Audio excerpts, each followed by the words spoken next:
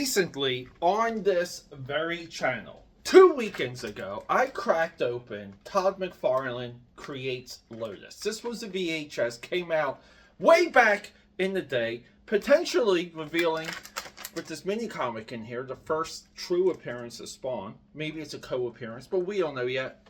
The jury's still out. But something amazing happened while I was opening this. This comes with a first edition of Spawn. See, that's the package. You open it, and voila, you get this. Spawn number 1 is today's video. And why? Well, I want to share it with you guys. I want to do a flip through, a look at, because it's been years and years and years and years and years and years and years and years.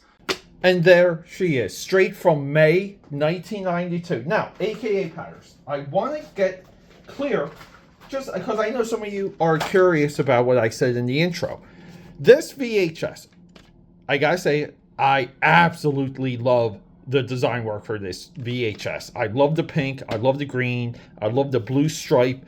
Very unified for limited resources back in the day, because we're probably designing this in something like Cork Express. Good color choices. Everything was packaged with this. Crusade of Comics presents Spawn number 1 by Todd McFarlane. It is my argument, based on the release schedule of this, when this dropped in stores, also retailed for $85, by the way, that this, we have a shared, because of this, we have a shared first appearance. This Spawn mini comic is also the first appearance of Spawn and many of the characters, and the only comic book appearance of Lotus right here. Kind of amazing. The real unsung hero of the Spawn number 1 cover is this guy right here. Stacy. Who's Stacy? Ken Stacy.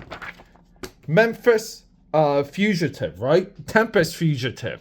We'll be doing, if you don't know your Prestige Format DC Comics miniseries, we will be doing the Tempest Fugitive on this very channel. If you don't know what that is, I will be more than happy to bring it to you. Yeah, Stacy makes this color absolutely sing. It's his highlights, it's his effects, it's his choices. Right here, the blue rimming the top, the green rimming the bottom. It is his choices that made this cover everything it was back in the day. There's a lot of initial sale in this cover alone. Of all the image books that came out at this time, Spawn number 1 wins. Let's just compare it to the big elephant in the room. If we have to, guys, presentation is everything. If we compare Jim Lee's Wildcats number 1 to Todd McFarlane's Spawn number 1, and it doesn't, I mean, I think the best competition for Spawn number 1 as of cover is Cyberforce number 1, but we're comparing it to Jim Lee because Jim Lee's the one that betrayed Todd McFarlane, moved on, went and sold his portion of Image Comics to DC Comics, really, like, turned his back, backstabbed him, did Fantastic Four Heroes Reborn. So it's fair, in my view, to compare these two. Todd McFarlane, even to this day, he's a man of vision. We hear it when he talks. Jim Lee never really was. And let me show you Cyberforce number 1, which is right here. Cyberforce number 1, it fits more in the tapestry what we're presenting here. Jim Lee's Wildcats, just, it doesn't fit. It never did. I never felt like for example, like Spartan's Hand is far too small. The characters are not cropped well enough. We all know what we're doing with Maul over here. I never liked this area. The logo covers up some of the anatomy, and this just always stuck out to me. Void, who should be like floating in the air because she is the all-powerful one. Like, this works right here. But yeah, a lot of criticism for Wildcats #1. Silvestri, with infinitely better instincts than Jim Lee, by the way, does a perfect triangulation, centered. We're splitting Wildcat, Cyber Force #1. But in tone, it fits. And here's the wild thing. To me, there always is, there's a symmetry between Cyber Force #1 and Spawn #1. And don't forget that these two guys, these are the two companies that swapped for Image X month. Spawn did, Todd McFarlane did Cyber Force, and Mark Silvestri did Spawn. From very early on, one can argue that we're in the same world. We're literally in the same universe. I guess this is becoming more of a Mark Silvestri and Todd McFarlane being best friends.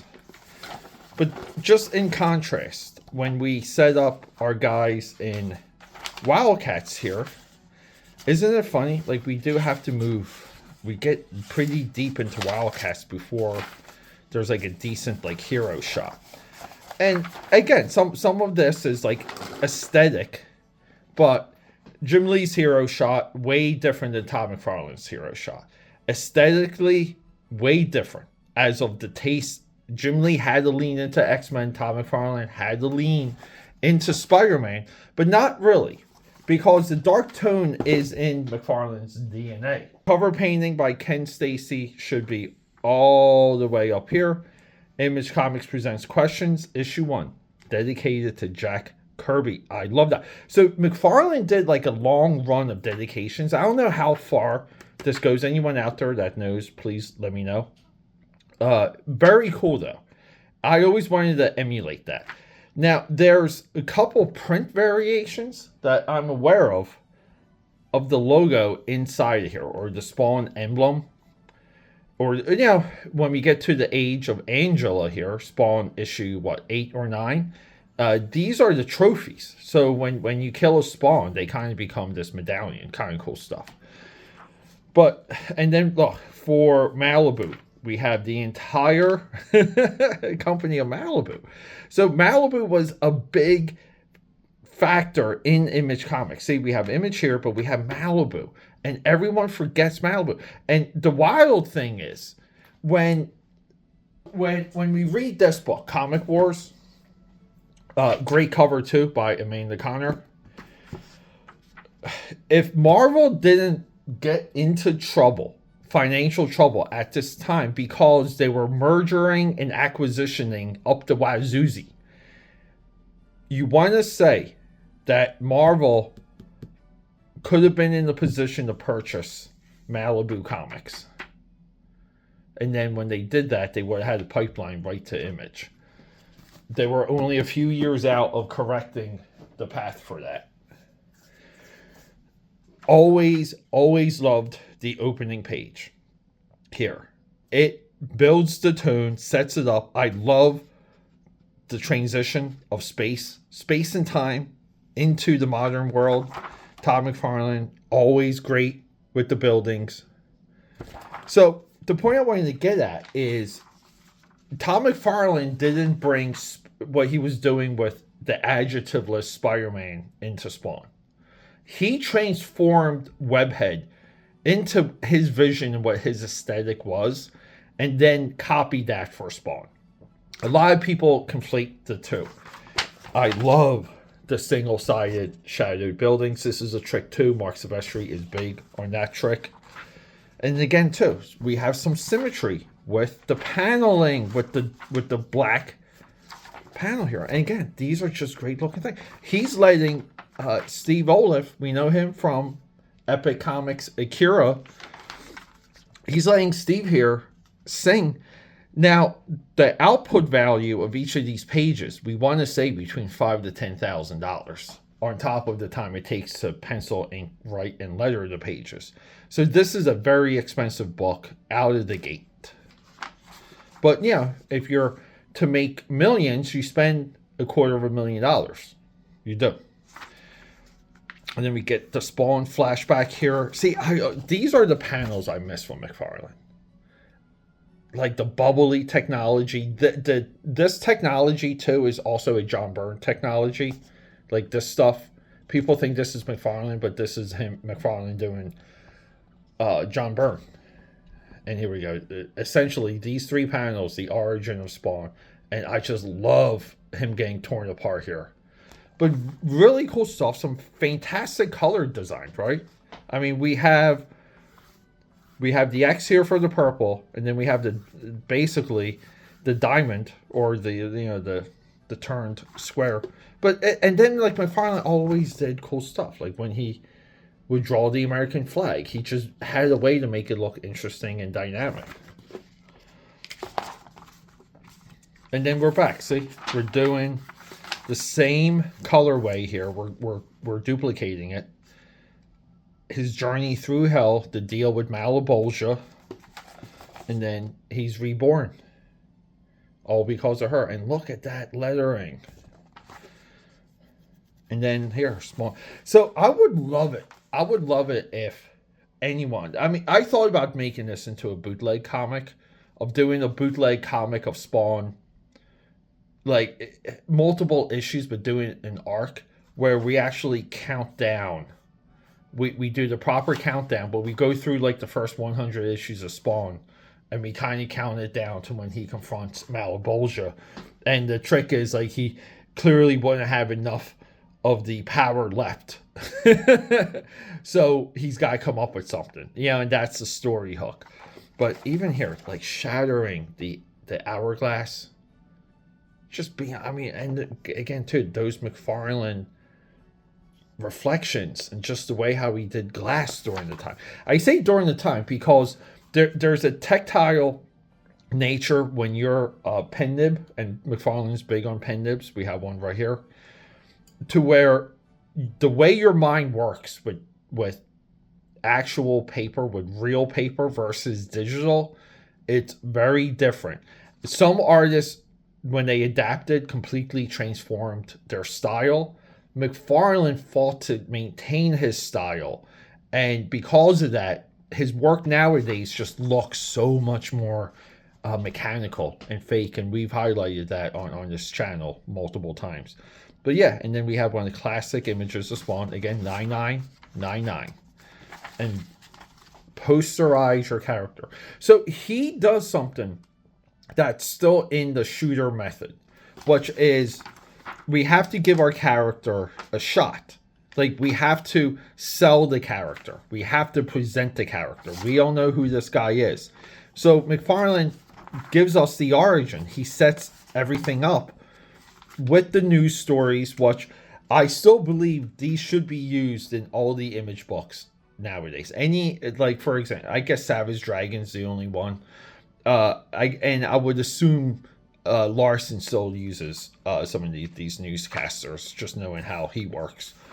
But it's like the newscasters too, unifying element to the early image days.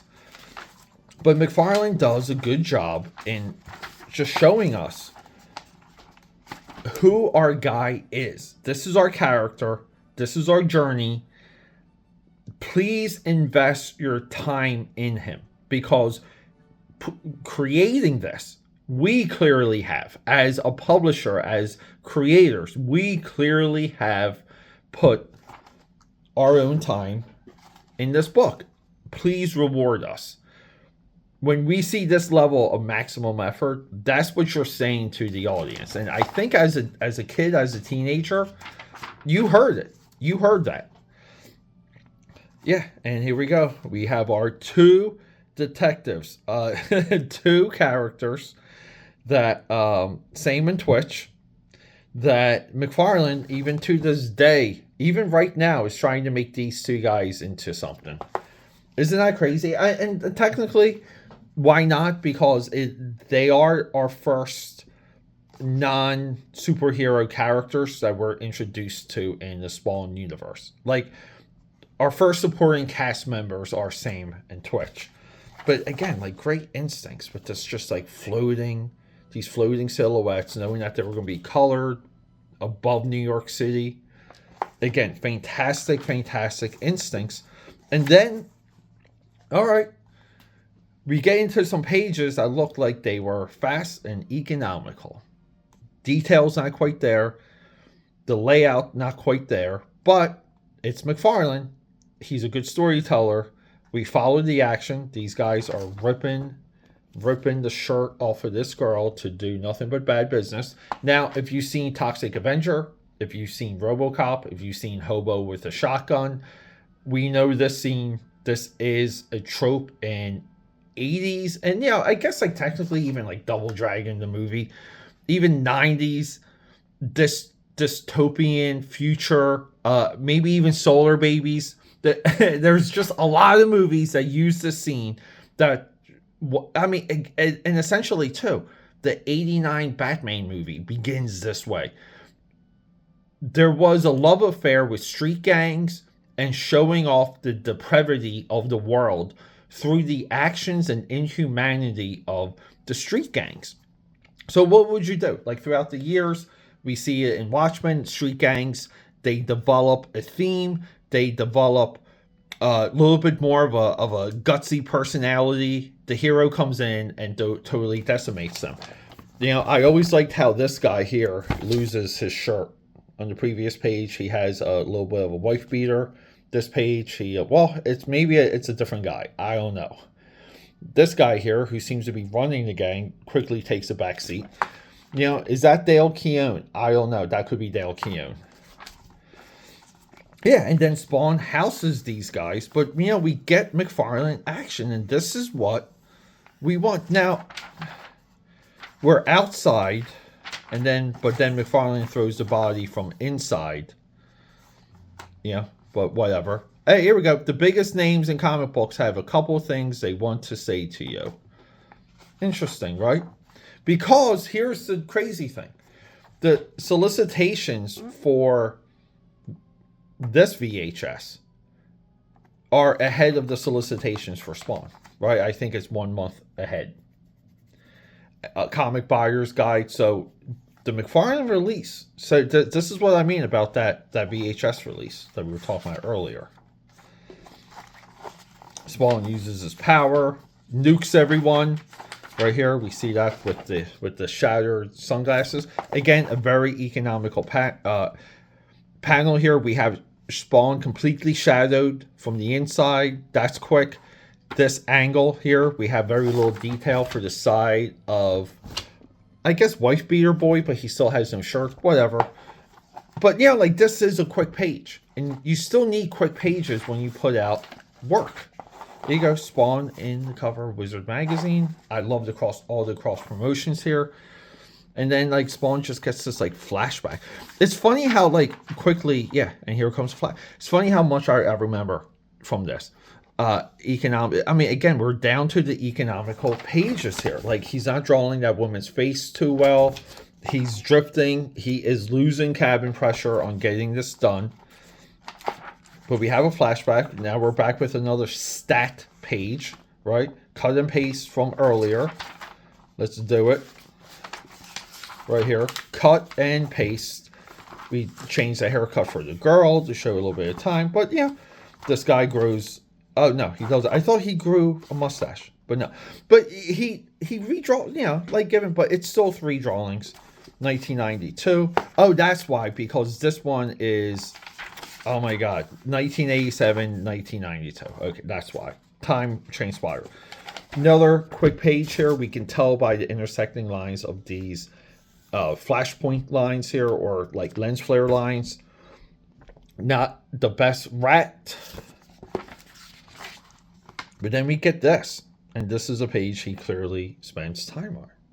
So, again, too. Just remember, there's an overlap on pages you spend time on and pages you don't. This is why laying out your book in advance pays off. But if you know the timing of how long it takes you to do something like this, you can factor in the time. So let's just say you have 10 days to complete a deadline. You know how many of those 10 days you can include a page like this. Rust. So the with Philip Hester, by the way, and look, Andy Parks. I mean, two legendary names. Andy Parks, right, later goes on to Extreme and Marvel, Marvel Studios, and Hester still like in the game. So from Adventure Comics, Rust. Adventure Comics is a subsidiary of Malibu, because Malibu had a whole branch of companies. So there Spawn advertisements in Rust that people claim is the first appearance of Spawn. See how confusing all this gets? Another quick page here, Spawn, Crybaby, 995. So this is the wild thing. So when he uses his power, let's check it out. When he uses his power here, right? He throws this guy through the window. Easy, by the way, right? Like, he doesn't have to use his power. He uses his power, and then it drops down to 9995. So and this is like nothing, right? This is just like a little wispy like ball here, and then it explodes, and it drops to 0.5. So we want to say he doesn't have a lot. Like, it should be like 999, and then it should just be like a fraction of a fraction of a fraction of a percentage for that last 9 there. But anyway, and then yeah, we have Malebolgia, next issue, Violator, one of the best reveals. Pin up by Dale Keown. Again, right? Not exactly the first appearance of Pitt, because Youngblood 4 is that, but close. George Perez. So these buildings, see these George Perez buildings? This is something that Perez and Byrne were really good at back in the day. See, like, McFarlane does his best to emulate the Perez buildings. He does it a little bit here when he has like a splash page, like a supersized splash page. But yeah, but Perez was the guy, and this looks fantastic. Spawning Ground, the letter column, Diamond Previews. Some people claim the Diamond Previews is the first appearance of Spawn, because people are crazy about that nowadays.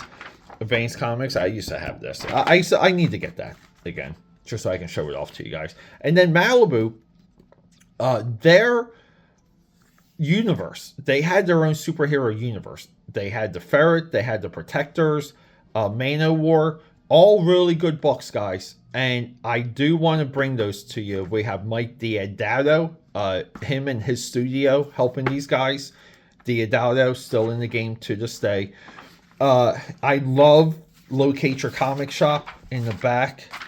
Like, here's a little bit of that universe I was just talking about. There's the Ferret right there. These are good reads for people who out there. Dinosaurs for Hire, solid read. Ninja High School, solid. I mean, Malibu really had some top-notch books. And they're subsidiaries. I can't even say that.